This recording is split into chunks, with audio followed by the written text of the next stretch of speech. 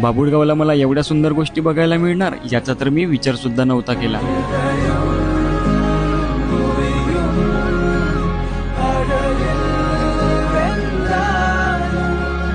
तर कशा आहात यवतमाळकर, मी तुमचा आधी प्रवास 16 तालुक्यातील एपिसोड दुसऱ्यामध्ये आज आम्ही आलो होतो बाभुळगाव तालुक्यात। बाभुळगावला पोहोचताच कमळजापूरच्या या भवानी मातेच्या मंदिरात आलो आणि एक इंटरेस्टिंग गोष्ट बघितली की मंदिराच्या मागे गायमुखातून 12 महिने पाणी येतात आणि तिथल्या लोकांनुसार हे पाणी कितीही दुष्काळ असला तरी कधीच आटत नाही। आशेगावच्या भवानी मातेचा आशीर्वाद घेऊन सकाळी 8:30 वाजता आम्ही तिथे नाश्ता केला आणि पहूरच्या केशव महाराज मंदिरामध्ये पोहोचताच या काकूंनी आम्हाला प्रसाद दिला आणि तिथल्या पुजाऱ्यांकडून मला एक गोष्ट माहिती पडली की या ठिकाणी भगवान श्रीकृष्णाने विश्राम केला होता। रुक्मिणी मातेला ज्यावेळेस कौंडण्यपूरला न्यायला गेले भगवान श्रीकृष्ण, त्यावेळेस तिकडून राहताना भगवान श्रीकृष्णाने इथे मुक्काम केला।